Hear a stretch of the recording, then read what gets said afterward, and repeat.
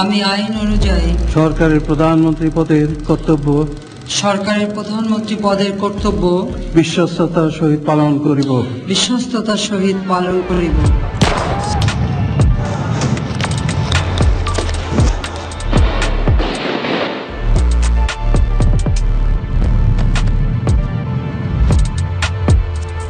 আমি সংবিধানের রক্ষণ, সমর্থন ও নিরাপত্তা বিধান করিব।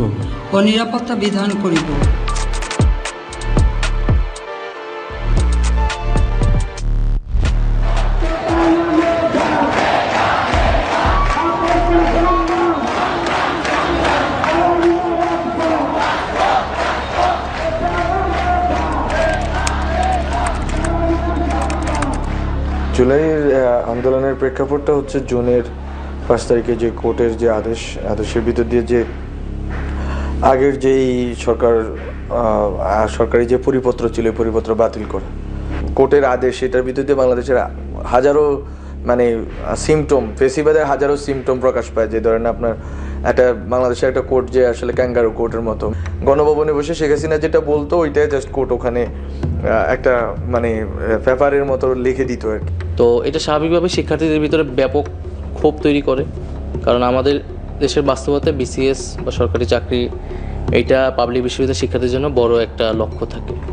তারপরে আমরা 1 জুলাই থেকে বৈষম্য বিরোধী ছাত্র আন্দোলনের ব্যানারে আন্দোলনটা শুরু করি।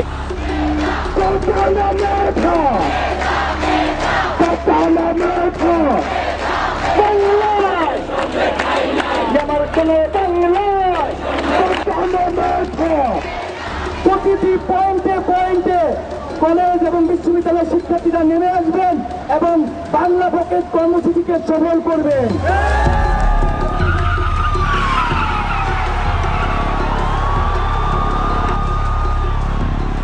ব্লকেড মিনস কিন্তু অবরোধ, বাট আমরা অবরোধ নামটা ব্যবহার করিনি। তার কারণটা ছিল যে মানুষের মধ্যে যে একটা আতঙ্ক অবরোধের নামে, হরতালের নামে, তো এটাকে আমরা অন্যভাবে রিফ্লেক্ট করার ট্রাই করেছিলাম।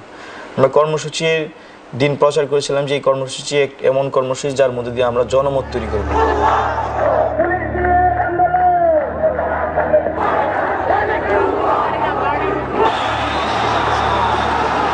মুক্তিযোদ্ধাদের নাতিপুতিরাও পাবে না, তাহলে কি রাজাকারের নাতিপুতিরা পাবে?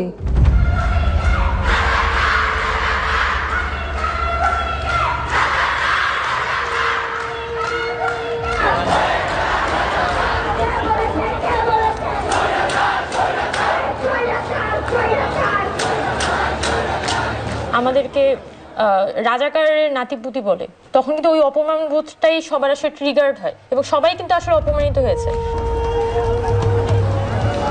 যেটা কোটা বিরোধী সংস্কার আন্দোলনের কতিপয় নেতা যেসব বক্তব্য রেখেছে তার জবাব দেওয়ার জন্য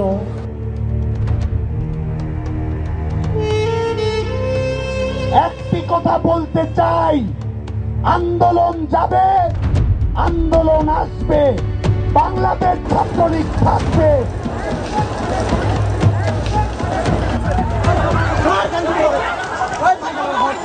আমাদেরকে ছাত্রলীগ মারছে, আমাদের বাজেভাবে পিটাইছে, রক্তাক্ত করছে, কিন্তু আমরা যেটা করেছি 15 তারিখ রাতে আবার ক্যাম্পাসে প্রবেশ করে আমরা কিন্তু কর্মসূচি ঘোষণা দিয়েছি। 16 তারিখ বিক্ষোভ মিছিল ও সমাবেশ শহীদ মিনারে।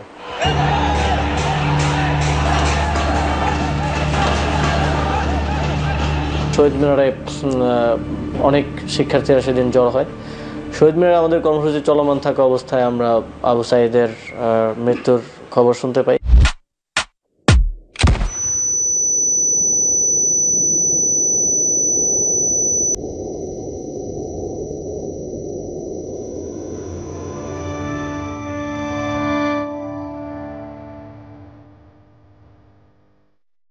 ছাত্রগুলা গুলি ছাড়বা দিয়েছিল, তখন সবাই পালসি গেছে, ওই একাই ছিল।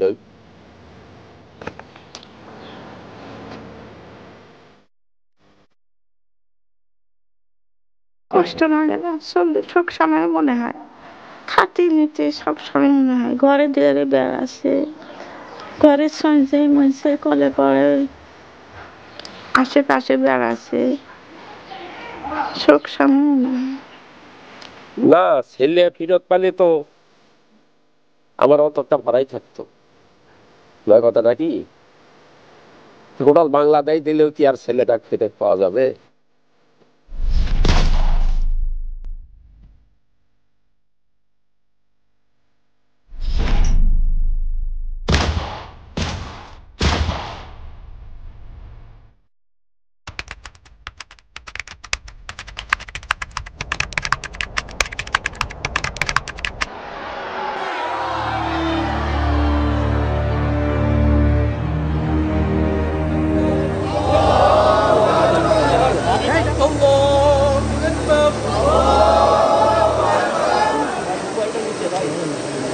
তো জানাজা শেষ হওয়ার সাথে সাথে আমাদের ওই সময়ে কোনিয়া হাসিনার পেটোয়া বাহিনী তারা গুলি করা শুরু করছে।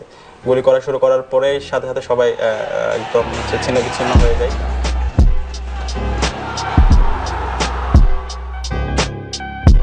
এবং পোলাপাইন আসলে ওই দিন হচ্ছে যে পুরা যুদ্ধমদেহী অবস্থায় আসছে যে ডু অর ডাই, আজকে ছাত্রলীগের ক্যাম্পাস থেকে বের করবে।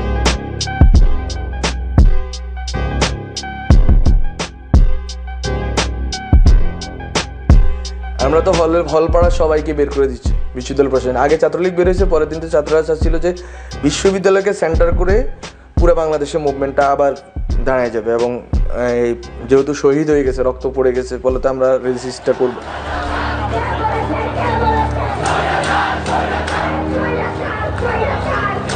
সো যখন আন্দোলনটা বেগবান হচ্ছে ওই সময়টাই শাহবাগের একদম এক্সেসটা বন্ধ করে দেওয়া হলো, হল থেকে লীগের পেটোয়া বাহিনী সবাইকে বের করে দিল। At that very moment BRAC university বা এই ধরনের যারা কখনোই পূর্বে এত বেশি সক্রিয়ভাবে কোনো আন্দোলনে অংশগ্রহণ করেনি, এই ইউনিভার্সিটিগুলোর স্টুডেন্টরা যখন সামনে এগিয়ে আসলো, তখন এই জিনিসটা আসলে হাসিনার সরকার আসলে ফোর্সই করতে পারেনি। প্রাইভেট ইউনিভার্সিটিগুলোর কনসেন্ট্রেশন যেখানে, ওখানে লড়াইটা বেশি হয়েছে। যেমন আপনি রামপুরা বাড্ডার ওখানে ইস্ট ওয়েস্ট ব্র্যাকের লড়াইটা হয়েছে। তারপর উত্তরাতে যেখানে প্রাইভেট ইউনিভার্সিটি বা বিশেষ করে কলেজগুলো, স্কুল কলেজগুলো, ওখানে লড়াইটা হয়েছে।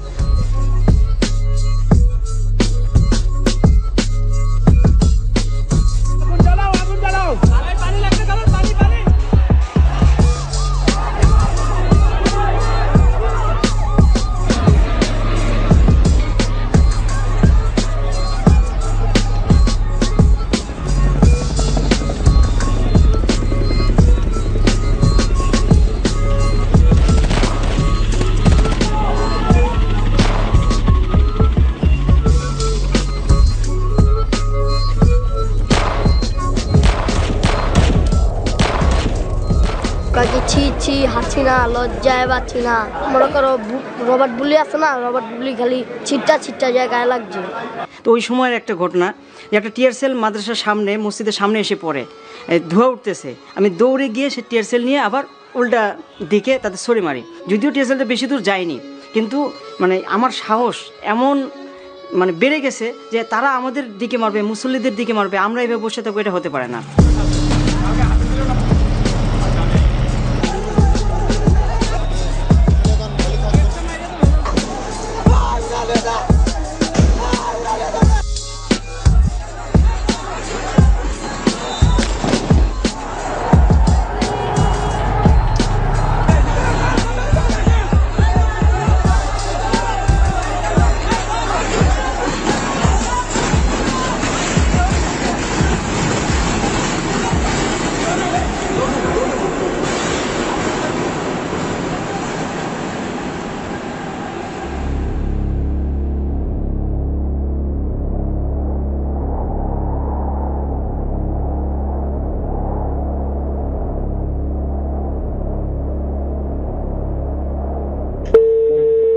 যাচ্ছি আমি, ঠিক আছে, গাড়িতে হচ্ছে তো।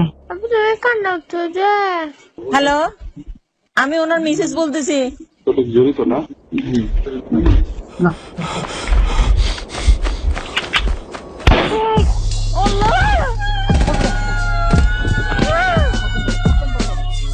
মানে হাসিনা তো পুরোটাই হচ্ছে যে একটা মানে বিভৎস একটা, মানে কি বলা যায়, একটা প্রতিহিংসা পরায়ণ, খুনি মানসিকতার একটা মানুষ। ফ্যাসিজমের একটা মূল কথা হলো তাদের একমাত্র আইন হচ্ছে যে তাদের স্বার্থের সাথে যা সম্পর্কিত সেটা তারা দেখবে, যারা বিরোধিতা করবে তাদের শেষ করে দেবে। ফ্যাসিস্ট রেজিমের সময় কথা বলাটাও অসম্ভব ছিল, গভর্নমেন্টের এগেইনস্টে, কারণ আইন প্রয়োগকারী সংস্থা দ্বারা এই প্রত্যেকটা একটা বড় মেকানিজম দ্বারা এই প্রত্যেকটা গুম এবং হত্যা করা।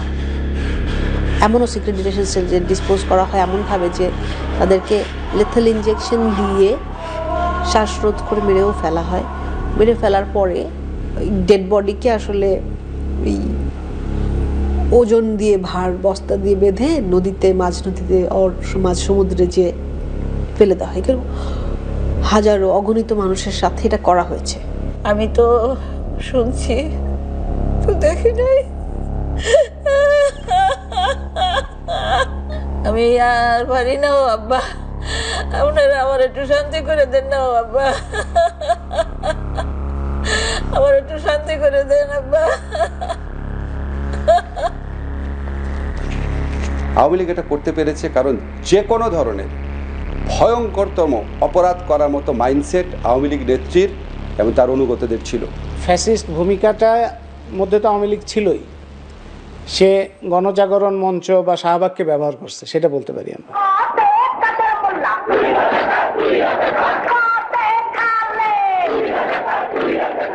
এবং ওইটা আওয়ামী লীগ তখন খুব দ্রুত, এটা আওয়ামী লীগ খুব দক্ষ এইসব বিষয়ে, যে পুরো জিনিসটা তার দখলে নিয়ে আসা। হেফাজতে ইসলাম ঢাকায় তাদের সমাবেশ করতে এসে গণহত্যার শিকার হলো।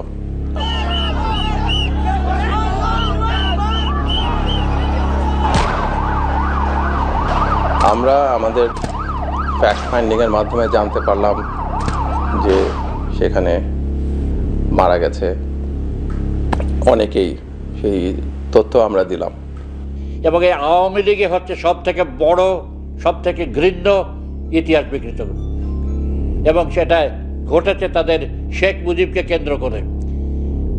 তাদের অন্য কোনো পুঁজি নাই এবং শেখ মুজিবকে পুঁজি হিসেবে ব্যবহার করে তারা এমনভাবে শেখ মুজিবকে চিত্রিত করতে চেয়েছে যাতে সবই শেখ মুজিব করেছে। 1972 থেকে 75-এর মধ্যে ফ্যাসিজমের লক্ষণ ছিল এক নেতা এক দেশ, এবং সেই জন্য তারা জাতীয়তাবাদ নামক একটা আদর্শকে সামনে এনে বলছে যে এখানে সবাইকে বাঙালি হয়ে যেতে হবে। এবং তখনও তারা যে বাহিনী তৈরি করেছিল, জাতীয় রক্ষী বাহিনী, এটা হলো ফ্যাসিস্ট বাহিনী। মুক্তিযুদ্ধ হচ্ছে বাংলাদেশের ইতিহাসের সবচেয়ে গৌরবময় জায়গা এবং বাংলাদেশের মানুষের সাহসের একটা জায়গা। যে দেশের মানুষ পাকিস্তানের এরকম বর্বর সামরিক বাহিনীকে মোকাবেলা করতে পারে, সেই দেশের মানুষকে কে পরাজিত করতে পারে? যে এই মুক্তিযুদ্ধটা বেদখল হয়ে আছে কিছু দুর্বৃত্তের হাতে, লুটেরার হাতে, দখলদারদের হাতে, সেটা জনগণের হাতে ফেরত আনতে হবে। আওয়ামী লীগ আসলে একটা ছেঁড়া ভেড়া দল, তার ভিতরে কোনো শৃঙ্খলাই নাই। তার কে যে কোথায় টাকা চুরি করছে কেউ জানে না।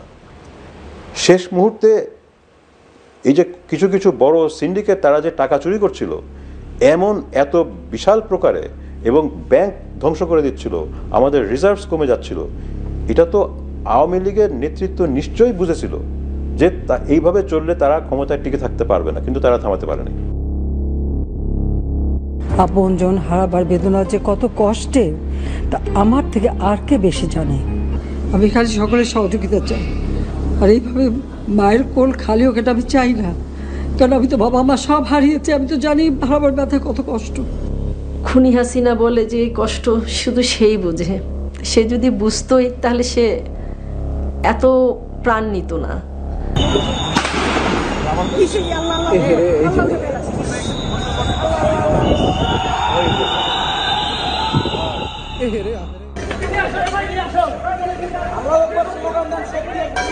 হসপিটালে নেও। আমার ছেলেকে দেখলাম রেখে গেল একটা পায়ের উপরে, অনেকক্ষণ পর 30-35 জন এপিবিএন পুলিশ কর্মকর্তা, 2 জনকে 1 জন ছিল যার নেতৃত্বে এটা হচ্ছিল। ওই ভিডিওটা আমি অনেক কষ্টে ওনাদের কাছ থেকে কালেক্ট করি, কারণ তখনও তো আসলে একটা ভয়ের, একটা ভীতির জায়গা ছিল, কেউ মুখ খুলতেছিল না। আসলে এই দৃশ্য যে কোনো মা, যে কোনো ভাই, যে কোনো বাবা বোন দেখে তো সহ্য করতে পারবে না। পুলিশ, আমলা, সামরিক বাহিনী, আদালত, যত রকম আছে, তার রাজনৈতিক দল, তার ছাত্রলীগের ঠেকাটে বাহিনী, সব দিয়ে এমন অবস্থা করে রেখেছিল যে এমনি সাধারণ কোনো আন্দোলনের মাধ্যমে, নির্বাচনের মাধ্যমে তো নয়, সাধারণ কোনো আন্দোলনের মাধ্যমেই তাকে ফেলা যেত না।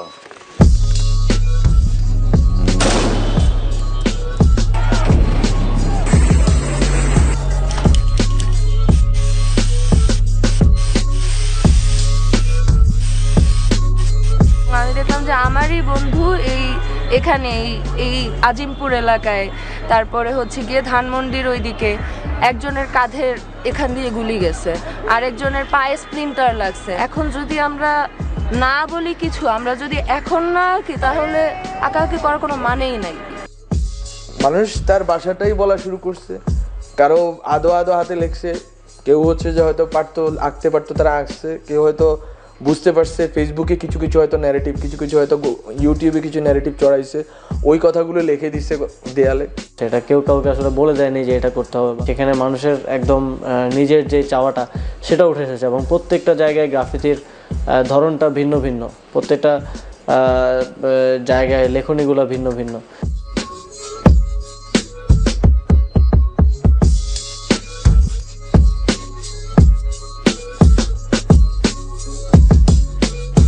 একদিকে একটা প্রবল নিপীড়ক ক্ষমতাকে তো আপনি সরাসরি আক্রমণ করতে পারছেন না, তারা অস্ত্র নিয়ে আসছে, গুলি নিয়ে আসছে, পেশি শক্তি নিয়ে আসছে, আপনি তাকে কিভাবে প্রতিরোধ করবেন? তো আপনার কাছে তো ভাষাটাই রয়েছে, তো ওই ভাষার লিখিত, কথ্য এবং চিত্রিত রূপ আমরা গণ অভ্যুত্থানে দেখেছি।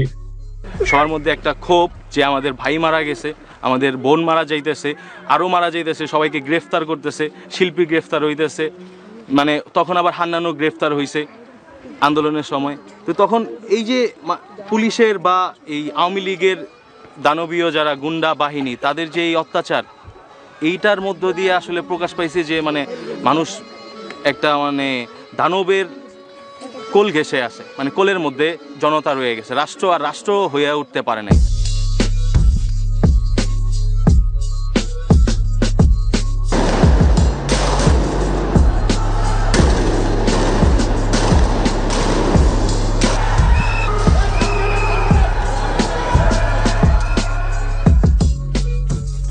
আমার ছেলে অনেক ভালো ছিল, পড়ালেখাতে এলাকাতে শান্ত ছিল। এটা বললো তো আমার ভাই আর কথা বলা হবে না, আমার অন্যদিকে আমার প্রশ্ন করতে পারে।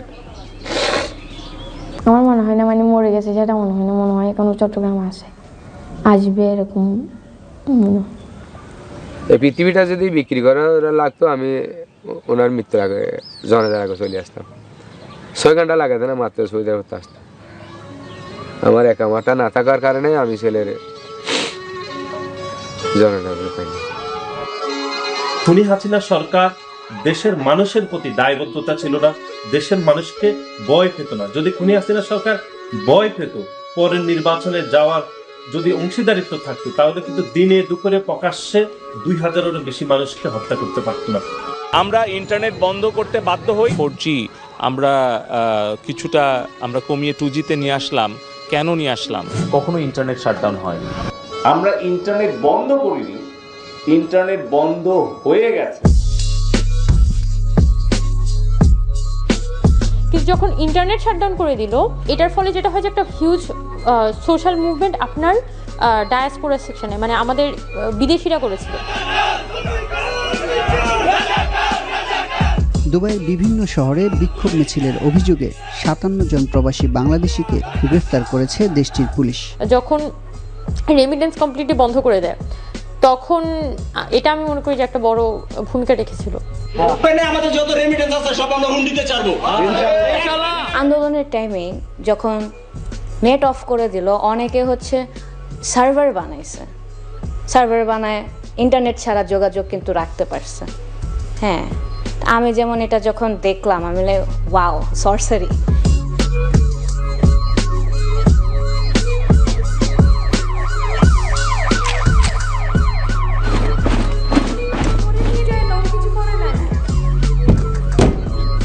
মানে আমার দরজায় অনেক হচ্ছে লাথির আওয়াজ, আমি অনেক ভয় পেয়ে যাই ওই টাইমে। পরে ধাম করে দেখে হচ্ছে আমার দরজা ভাঙা হয়।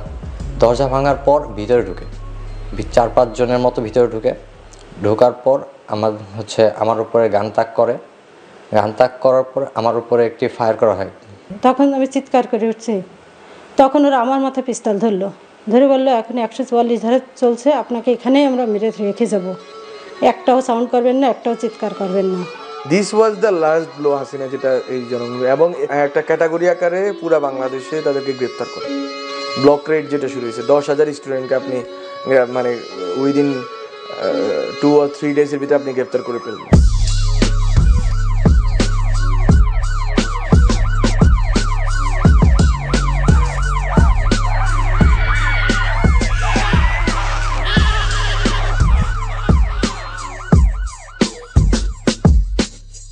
মানে আমার চাকরি জীবনে এরকম মানে এত গুলির ডেড বডি কখনো দেখিনি। সবসময় তো আমরা এগুলো কাজ করে অভ্যস্ত, কিন্তু যারা এখানে ভুক্তভোগী তারা তো কখনো এরকম অভ্যস্ত না।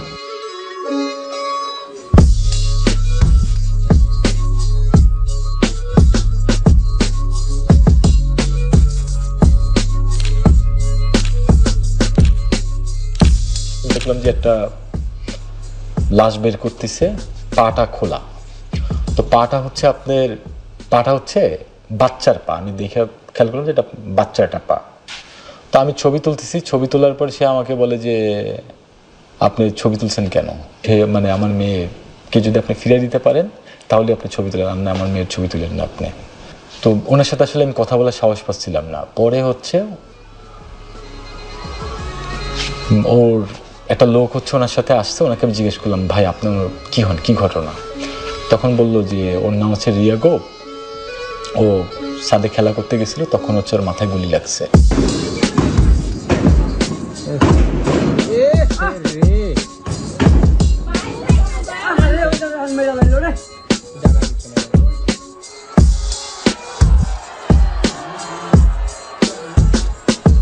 তখন মনে হয়েছিল যে যে কোনো মুহূর্তে আমার কিংবা আমার আরও সাথীজন যারা আছে তাদেরও মৃত্যু হতে পারে, কিন্তু সেই ভয়ে যদি আমরা বসে থাকি তাহলে যারা প্রাণ দিয়েছেন, শহীদ হয়েছেন, তাদের স্পিরিটকে আমরা সামনে নিতে পারলাম না, তাহলে তো আমাদের পরাজয় বরণ করা হলো।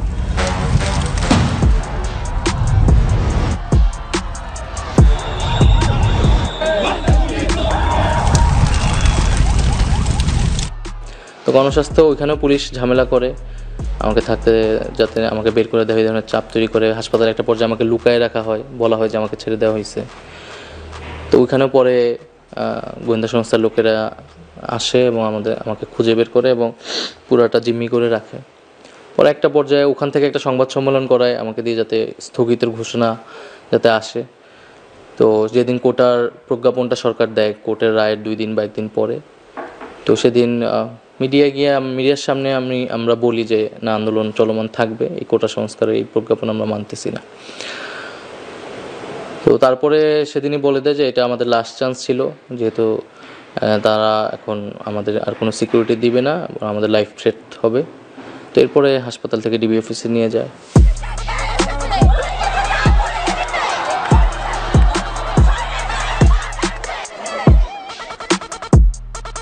মানে যেই সপ্তাহে হামলা হয়েছে 15, 16, 17, 18, 19, এই শুক্রবার পর্যন্ত হচ্ছে কারফিউ, শনিবার থেকে কারফিউ হচ্ছে। এই শনিবারের কারফিউ থেকে একটা সপ্তাহ গেছে, পরের সপ্তাহ হচ্ছে ডিবিতে ছাত্র সমন্বয়করা আছে 2টা সপ্তাহ।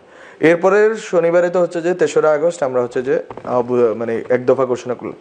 এই 2টা সপ্তাহ হচ্ছে জনগণের লড়াইয়ের সপ্তাহ।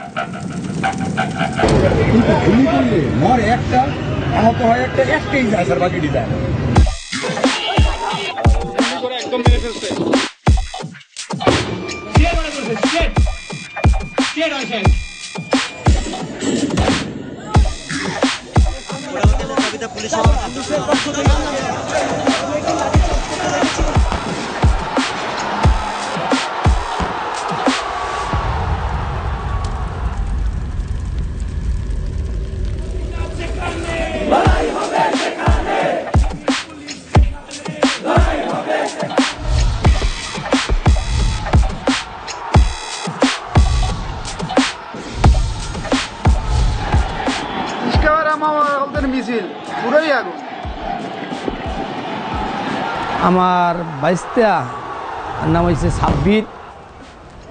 পুলিশের সামনে দাঁড়াইয়া বলছে পুলিশ ভুয়া ভুয়া ভুয়া, এটা শঙ্করে।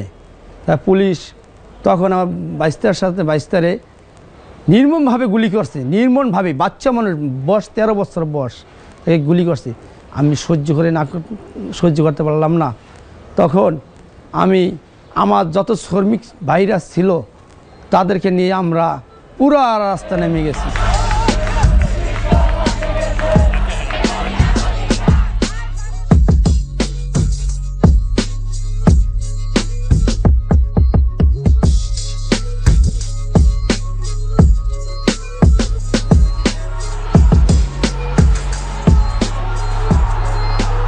মানে খুবই অন্যরকম, মানে মিছিলটা কিন্তু খুবই ভাইব্রেন্ট ছিল এবং প্রত্যেকে আমার স্লোগান দিচ্ছিল। এবং আমার মনে আছে যে আমি যখন মিছিলটার ভিতরে ঢুকছি তখন দেখি যে মোটামুটি এটা হচ্ছে চলচ্চিত্র কর্মীদের মিছিল। সেদিন আসলে আমি টের পেয়েছিলাম যে এটা হচ্ছে শেখ হাসিনার একদমই লাস্ট যে খুঁটিটা, যেটা আসলে মানে একদমই থাকে না যে একটা রেজিমের আসলে কোন কোন গ্রুপগুলা কোন কোন সাপোর্ট বেসগুলো আসলে নাই হয়ে যাইতে হয় একটা রেজিম ফল করার জন্য। এটা হচ্ছে একদম লাস্ট অফ দ্য লাস্ট।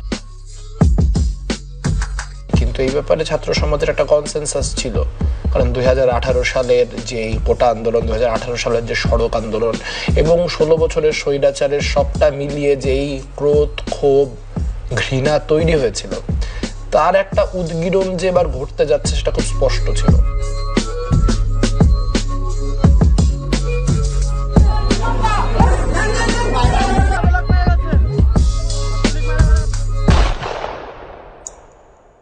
পরে 3 আগস্টের আগে আর কি 3 আগস্টের আগে আবার শহীদ মিনার হয়ে আমরা আবার ঢাকা বিশ্ববিদ্যালয়ে ব্যাক করলাম।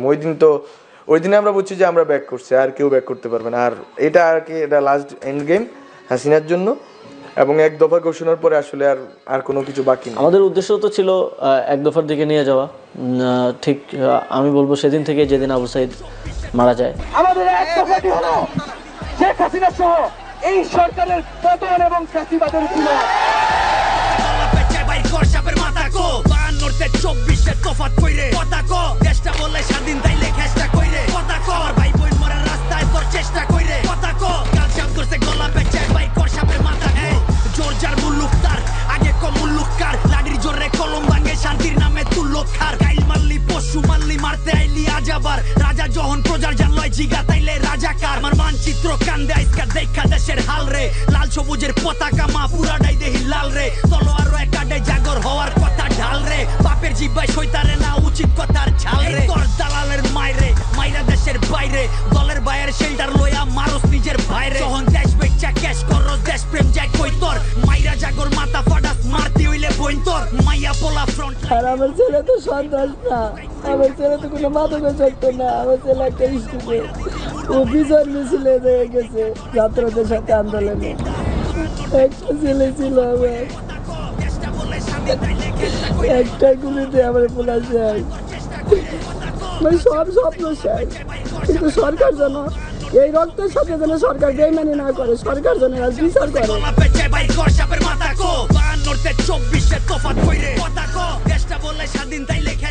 3 রাস্তার মোড় থেকে হাঁসের ডিমটা নিয়ে আসতো, 2টা ডিম আনতো, দুটোটাই আমি কি বলবো তুমি একটা খাও বাবা, না না বা আমি খাই, তুমি আর কদিন বাঁচবো দেখেন তো, তুমি আর কদিন বাঁচবো, তুই তো গেলি যাবে না, আর তুই তো গেলি গা। আমি আমার ছেলে নিরীহ ছেলেটা কেন মারা হইল বিচার চাই।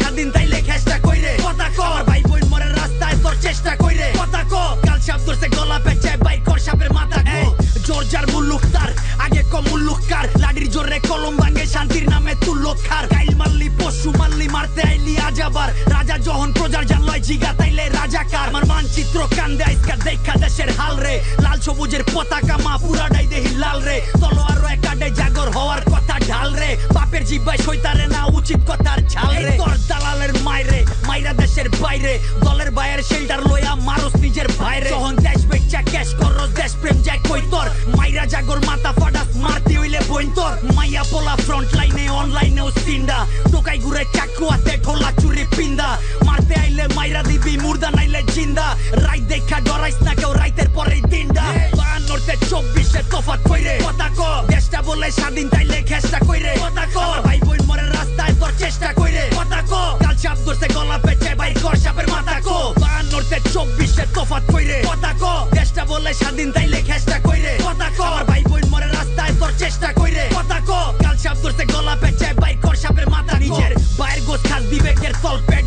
মাইরা আওয়াজ তুলে যারা অঙ্গ টিটকারি দেশ পোস্ট মাইরা ছাত্র দিছে ভাষাই না দেশ বানাইছে ছাত্ররা যেই হাতে কলম খাতা ওই হাতে দেশ হাত করা মুক্তির লেগা যুদ্ধ কইরা মুক্তি নাই তোর মিলল কই ভাষার লেগা লইরা যদি বোবা হয়ে এই পয়রা রই এই বেটা তোর যুক্তি কই মিরা মিরা যত উক্তি কই দেশের মেরুদণ্ড ভাঙতে যাই আর নিজের কবর নিজে খুরবি হই দেশ গড়ার সবক দিয়া কামের সময় সইরা যাস কার রক্তে পাড়া দিয়া বিজয় মিছিল কইরা যাস মায়ের বুক খালি কইরা রঙের মহল কইরা যাস বাচ্চা থাক খালি জানি ভিতরেতে মইরা যাস জবান খুললেই জবান ছিলাই আর সিলাইব কয়জনের একজনে মা পইরা গেলেও খাড়াই যাইব 6 জনে জন্ম লইছি মরতে মরার ডর দেয়স না আমাগো 100 জানে মরলেও লাখো সে জান কইব কথা কো 52 তে 24 এ তফাৎ কইরে কথা কো দেশটা বলে স্বাধীন তাইলে খেষ্টা কইরে কথা কো আমার ভাই বোন মরে রাস্তায় তোর চেষ্টা কইরে কথা কো কাল সাপ ধরছে গলা পেঁচে বাইর কর সাপের মাথা কো 52 তে 24 এ তফাৎ কইরে কথা কো দেশটা বলে স্বাধীন তাইলে খেষ্টা কইরে